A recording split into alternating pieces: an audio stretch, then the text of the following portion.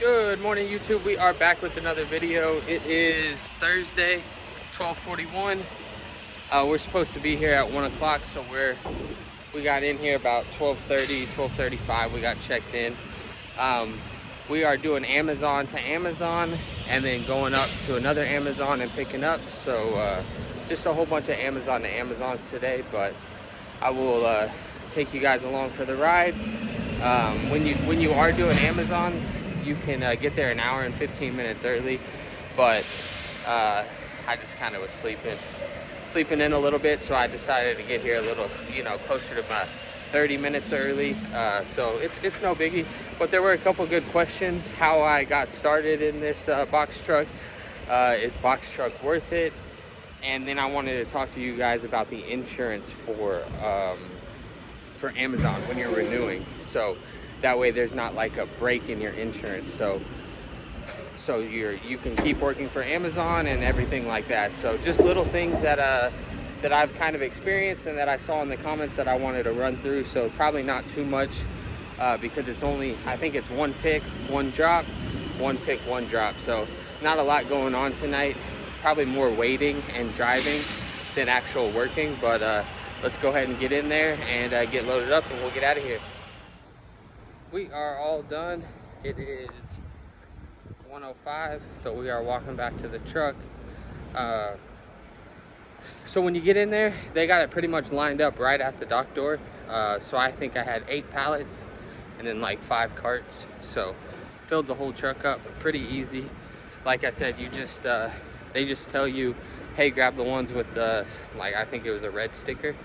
So I loaded those up, and then they had these 5 carts over on the other side of the aisle, right where my dock door was, and said go ahead and load those up. Then they take a picture of it, I put the seal on, and I get out of there. So we are all set and heading off to our drop. Sneaking in the truck to show y'all what we got. And we are over here at the warehouse, but it is jumping. There's like 4 or 5 box trucks here with us. We've been here for about 45 minutes, 30, 45 minutes. We're just waiting our turn, and then we're gonna get these offloaded and on to our pickup. We are back over here at our second pickup, so it's 3:50. We're allowed to pick up at 5 a.m., so hour and 15 minutes puts us right around when we checked in.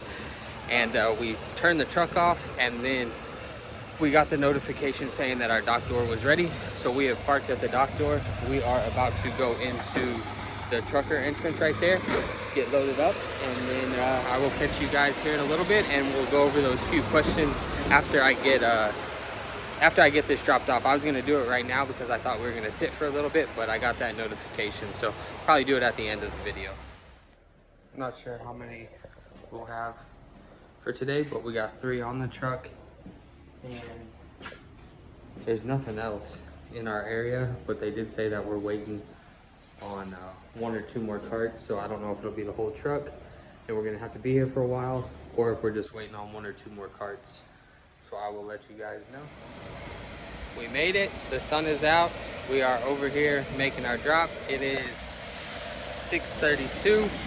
We had to wait until an hour and 15 minutes before our drop, which is about 7:45, so, or I think 7:40. So we ended up just waiting, hanging out on the street over here until it was time to get unloaded. So let's go ahead and get this off the truck, and then we will be done for the day. So we picked up at this Amazon that I'm at, took it to a Spring location, picked up at Humble over by the airport, and now we're back over here, Katy, Texas. So yep, go ahead and get this off the truck, and then I will catch up with you guys in a little bit. We are all unloaded. This is what we had. 5 carts total, 2 on that side, 2 on that side, 1 in the middle. The truck is empty. Got the pallet jack locked back up, so let's close the back of the truck and head over to the yard. We're gonna end this video and just talk about a couple things real quick.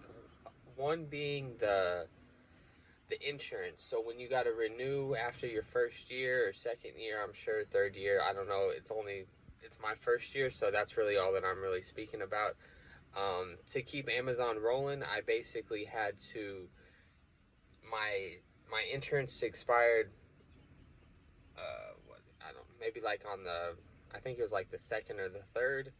So you had to basically, I needed to have insurance, and then I needed to give them some time to get the system updated and to get Amazon updated. So basically, what the insurance broker, insurance agent, whatever they're called, said to make my payment about 2 weeks prior to the expiration date, and then um, and then basically they took care of it. I had notifications in my Amazon app saying that my insurance was expiring in 19 days, 17 days, 12 days. They kind of updated you and kind of had an alert every time you signed in. And then it just went away a couple days before the expiration. So just if you guys are doing that, make sure to keep the Amazon ball rolling if that's what you guys end up doing, or anything else. You want to make sure you renew that insurance and give it a few days to update, I guess, in all the system, the RMISs and everything like that. So, but yeah, basically we're good to go. We have renewed insurance, and then the other questions were, how did I get into this, and then also, is it a good time to get into the trucking industry? So yeah, basically I've been familiar driving trucks, had my CDL. Um, I delivered beer. I drove flatbed. So I've done a little bit of everything. Only did a little bit of OTR. Try to keep it local for as much as possible. But a lot of those local routes, depending on what it is, either it's overnight, which is what I'm doing, or like moving beer, you'd move like 3, 4, 5, 6, 700 cases of beer every single day, and you do that however many days a week. So it's it's obviously a little bit more labor intensive when you're running the local stuff. Now I'm sure there's some easier stuff out there, but basically my goal and idea was always to try and get into having my own truck. I just wasn't sure if it was going to be an 18 wheeler or a box truck. And then like COVID hit, and that's when the rates were kind of crazy, and that's why it kind of ties into like, is the box truck industry worth getting into? And I think I've said this a few times, and I really do kind of believe it. It's it's worth it if you don't have a high truck payment, and because everything is expensive, so you got to just try and minimize your expenses where you can, like cut them out. So um, if you have a primary job, and this is something that you want to do on the side or something, it's probably not, unless you can find a truck that you can get paid off. Because if you're going to pay a driver, if you're going to have a truck payment, and then you're going to have high insurance, all of those things, those are big costs, and they're all going to be cutting into the profit. So if you can kind of minimize or reduce any of those three, then I think it is worth it. Like if you want to be the driver for the first 3 or 6 months or forever, or if you can find a truck that you pay off. Now that they aren't too crazy, you can probably find one. I mean, it might not be the best truck, but you could probably find one in between 15 and 25K, a box truck. Tractors, probably, yeah. I mean, they might have like 700,000 miles on them, but you could probably find one between 20 and 30. And these are not dealership prices, so don't think that I'm saying, yeah, just go to your dealership and that's what they're gonna be going for. You got to kind of look around and find them, but yeah, that's pretty much it, because the rates are not ideal at this particular moment, meaning like they aren't super high like back in COVID, obviously.